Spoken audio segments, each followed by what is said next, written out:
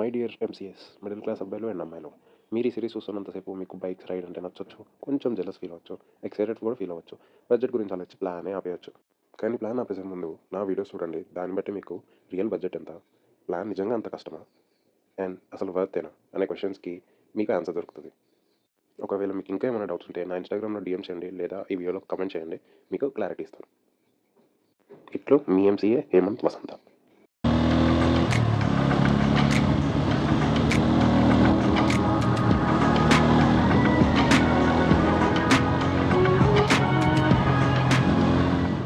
Series day 5. So ఇవాళ వచ్చేసి నిన్న నైట్ మైసూర్ రీచ్ అయ్యాం కదా. సో ఇక్కడ రూమ్స్ తీసుకున్నాను చెప్పాను కదా లాస్ట్ బ్లాగ్లో. ఇప్పుడైతే టైం వచ్చేసి 7 అయిపోయింది. యాక్చువల్గా నైట్ ఫుల్ టైర్డ్ అయిపోయేసరికి ఇంకా లేట్గా లేచాను. సో ఇప్పుడు ఇంకొక హాఫ్ అన్ అవర్లో మొత్తం ప్యాక్ చేసేసుకొని స్టార్ట్ అయిపోతాను. అండ్ చూడాలి ఎంత దూరం వెళ్తాను, హైదరాబాద్కి ఎంతవరకు ఇవాళ కవర్ చేయగలుగుతానని. దారిలో ఏమన్నా చూసే ప్లేసెస్ ఏమైనా ఉంటే దెన్ దాంట్లో ఏమైనా అవి కవర్ చేసుకొని వెళ్ళిపోవడమే. సో ఇంకెందుకు ఆలస్యం, వెళ్ళిపోదాం ఇంటికి. వన్ లాస్ట్ టైం మైసూర్ ప్యాలెస్ని మళ్ళీ ఒక్కసారి చూద్దాం. యాక్చువల్గా తెరిచే వరకు వెయిట్ చేయాలంటే 10 o'clock వరకు వెయిట్ చేయాలి, అప్పుడు ఇంకా లేట్ అయిపోతుంది.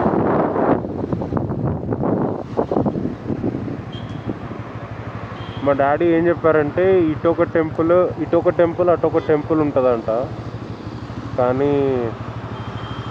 మైసూర్ ప్యాలెస్కి వెళ్ళలేకపోతున్నాం. ఇంకా లోపల ఉన్న టెంపుల్స్కి ఎట్లా వెళ్తాం?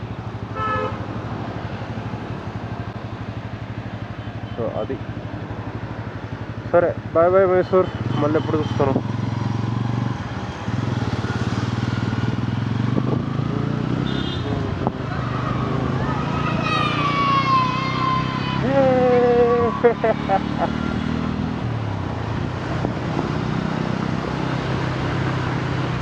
మనం బెంగళూరు మీద నుంచి వెళ్ళాము.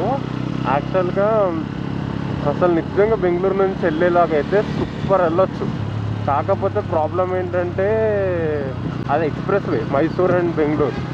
ఆ ఎక్స్ప్రెస్ వే మీద ఎక్కితే 12 hours నేను హైదరాబాద్కి వెళ్ళిపోవచ్చు. కానీ వాడు బైక్స్ అలౌ చేయట్లేదు ఎక్స్ప్రెస్ వే మీద. కార్లో వెళ్తే 2 hours, బైక్ మీద వెళ్తే 3.5 hours చూపిస్తుంది.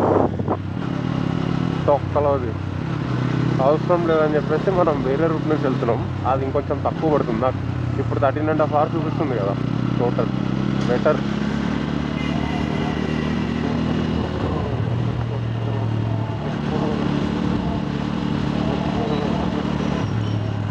బెంగళూరు క్రాస్ అయిపోయి వెళ్ళినప్పుడు ఇంకా మనం బెంగళూరు హైదరాబాద్ హైవే ఒక్కసారి ఎక్కితే ఇంకా మనల్ని ఆపేదే లేదు, తగ్గేదే లేదు.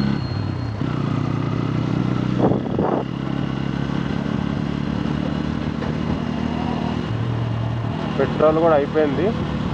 ఒకసారి ఫుల్ ట్యాంక్ కొట్టించేస్తే కొంచెం స్లోగా వెళ్తే మనకి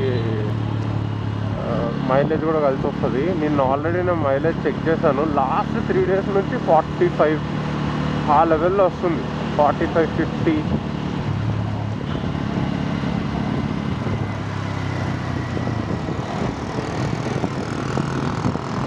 అరే ట్రిప్ రీడింగ్ సెట్ చేయలేదా? నేను ముందుకు వెళ్ళి సెట్ చేద్దాం.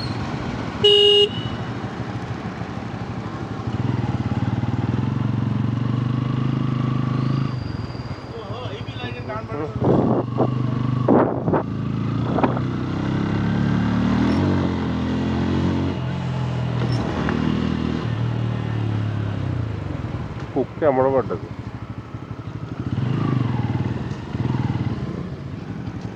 ఏటీఎస్కి ఏమొచ్చింది ఇప్పుడు?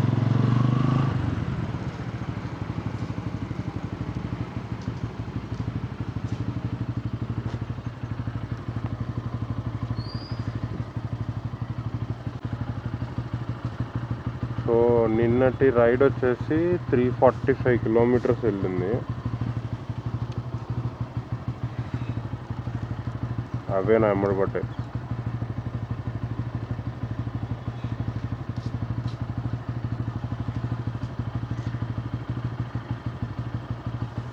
వీటి మైలేజ్ 43 వచ్చింది. ఫుల్ ట్యాంక్ కొట్టించిన తర్వాత 533 kilometers వెళ్ళాయి. ఇంకా ఎంత వెళ్ళొచ్చు అంటే 100 కిలోమీటర్స్ వెళ్ళొచ్చు. అంటే 633 వచ్చింది ఫుల్ ట్యాంక్. క్రేజీ.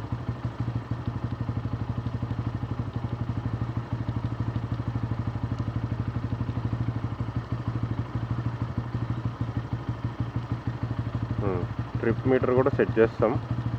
ఇంకా లెట్స్ గో. పెట్రోల్ కొట్టిస్తే అన్ని టాస్కులు క్లోజ్ అయిపోయినట్టే. ఇదేదో చర్చ్ అనుకుంటా, చాలా పెద్దగా ఉంది.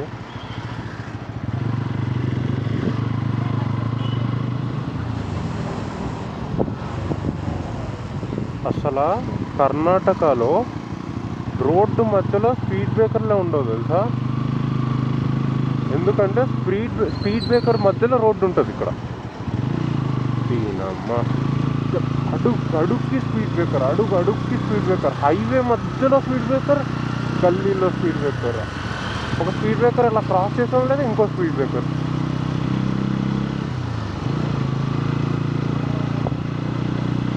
సో ఇప్పటి వరకు 67.3 కిలోమీటర్స్ వచ్చామన్నమాట.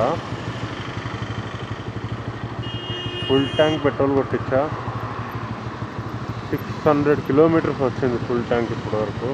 మళ్ళీ నేను రీసెట్ చేశాను, చూద్దాం ఇప్పుడు ఫుల్ ట్యాంక్ కొట్టించాక ఎంత వస్తుందో. 13.5 లీటర్స్ ఎంతో పట్టాయి. అంటే 14 లీటర్స్ ట్యాంక్ యాక్చువల్గా. అంటే ముందే ఒక 500 ml దాకా ఉన్నట్టుంది.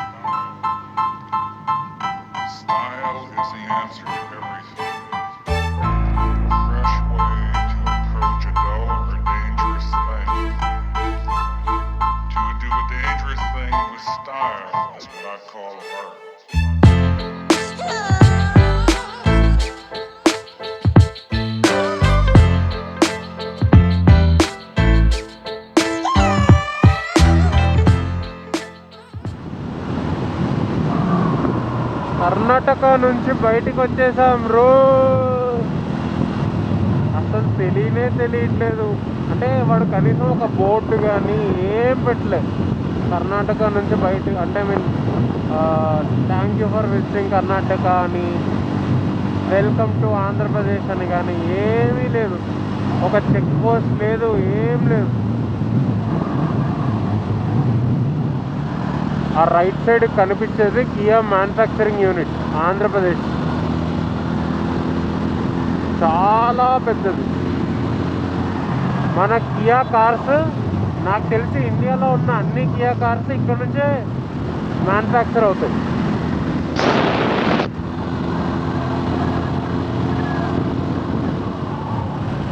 ఒకప్పుడు మా తమ్ముడు నేను మోటో బ్లాగ్ చూసేవాళ్ళం. అప్పుడు అనుకునేవాళ్ళం, బా ఏం తిరుగుతున్నారు వాళ్ళు చూపించారు. వాళ్ళు ఈ రోడ్లో వెళ్ళేటప్పుడు ఇది చూపిస్తారు జనరల్గా. అండ్ ఈరోజు నేను ఒక మోటో బ్లాగ్ చేస్తున్నా అండ్ నేను చూపిస్తున్నా. ఎంత హ్యాపీగా ఉందంటే అంత హ్యాపీగా ఉంది నాకు.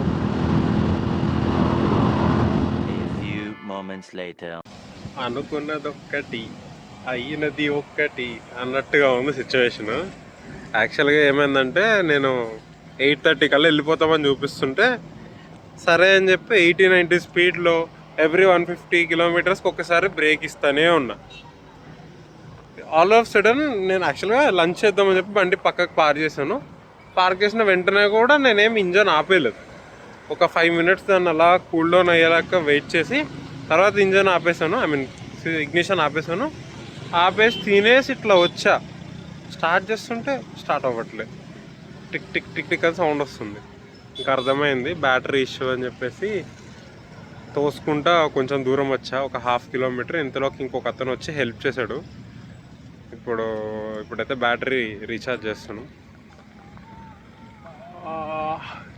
నైట్ కల్లా వెళ్ళిపోతా అనుకున్నా, ఇప్పుడు వెళ్తానా లేదా అనేది డౌట్.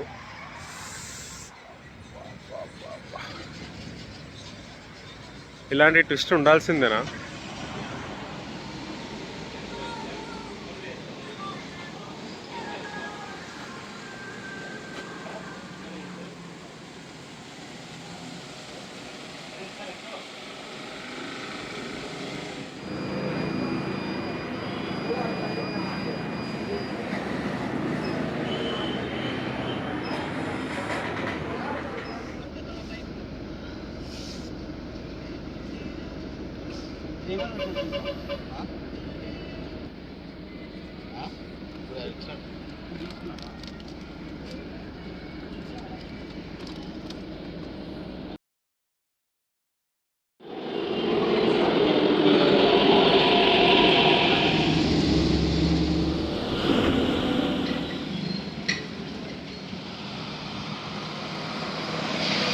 అమ్మ, మన బండి ఇక్కడే ఉంది. ఆఫ్టర్ 3 ఫ్రీకింగ్ డేస్ ఎంత ప్రశాంతంగా ఉందో.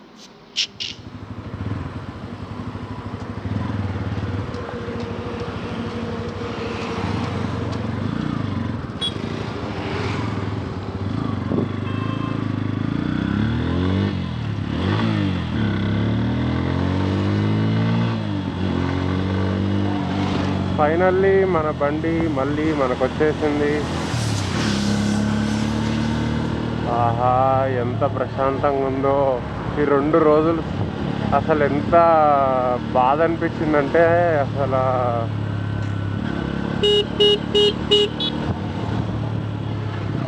సో మ్యాటర్ ఏమైందంటే క్లియర్గా షార్ట్గా చెప్పేస్తా. సాటర్డే రోజు అంటే last day of the trip మనం అరౌండ్ పెనుకొండ ఆ ఏరియా దాటిన తర్వాత ఒక టోల్ గేట్ వస్తుంది. ఆ టోల్ గేట్కి ఆల్మోస్ట్ దగ్గరలో బెండిగుర్రం అనే ఒక హోటల్ ఉంది. అది ఇంకా కన్స్ట్రక్షన్లో ఉంది. బట్ నేను అది అయిపోయిందేమో అనేసి నేను పక్కకు ఆపేసి లంచ్ కోసం అని చెప్పేసి కూర్చున్నా. సో ఏదో ఒకటి తిందామని తింటున్నా. అండ్ తినేసి బండి దగ్గరికి వెళ్ళి ఇంకా సరే స్టార్ట్ అయిపోయి వెళ్ళిపోదామని చెప్పి ఇంజన్ స్టార్ట్ చేస్తే తక్కువ ఒక క్లిక్ సౌండ్ వచ్చి అసలు స్టార్ట్ కావట్లేదు. అంటే జస్ట్ స్క్రీన్ కనిపిస్తుంది అంతే, బండి స్టార్ట్ కావట్లేదు. ఇంకా నాకు భయం వేసింది. ఎందుకంటే ప్రీవియస్గా కూడా బ్యాటరీ దగ్గరే నాకు ఇష్యూ ఉండేది. టెర్మినల్స్ చాలా డెలికేట్ ఉంటాయి. మరి ఈ బండికే ఉందో లేదా అన్ని బండ్లకు అలానే ఉంటుందో నాకు తెలియదు. అవి ఇదివరకు కూడా ఇరిగిపోతే నాకు చాలా చిరాకు వచ్చింది. వాడు చెక్ చేస్తా అని చెప్పేసి ఏదో చేసాడు, అసలు స్క్రీనే రావడం ఆగిపోయింది. ఇంకా నాకు ఏం అర్థం కాల. తర్వాత దగ్గరలో ఉన్న సర్వీస్ సెంటర్కి ఫోన్ చేశా. సర్వీస్ సెంటర్కి ఫోన్ చేస్తే వాడు నేను ఏమో సార్ అన్నట్టుగా ఉన్నాడు. మరి నాయన ఏమో ఏంట్రా అని చెప్పేసి ట్రై చేసా మాట్లాడడానికి, కన్విన్స్ చేయడానికి. వాడు ఇంకా షట్టర్ క్లోజింగ్ టైం అనమాట. సరే మీరైతే బండి ఇక్కడ వదిలేసి వెళ్ళిపోండి, అంతకన్నా వేరే ఆప్షన్ ఏం లేదు, మీరు 2-3 డేస్ తర్వాత మళ్ళీ రండి అన్నాడు. నా గుండె పగిలిపోయింది. వాడు అప్పటికే షట్టర్ క్లోజ్ చేసాడు. కానీ నేను కన్విన్స్ చేసేసరికి వాడు ఇంకా జాబ్ కార్డ్ రాసేసి బండి అక్కడ పెట్టేసేయండి అని చెప్పేసి కీస్ నా బండి పాకెట్లోనే పెట్టేశాడు. నాకు ఒక పక్కన భయం, ఎవడైనా కొట్టేస్తాడేమో అని. ఊరు కానీ ఊరు కదా. సో ఇంకా తర్వాత ఈ పరిస్థితి.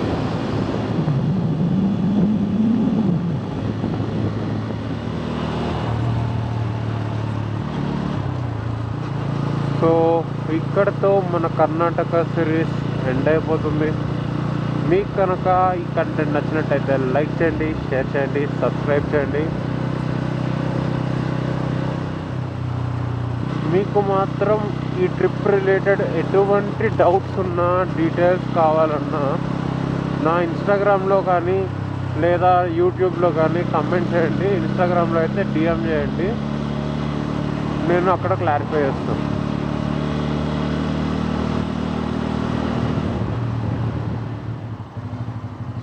ఇప్పుడు టైం వచ్చేసి 9:30 అవుతుంది.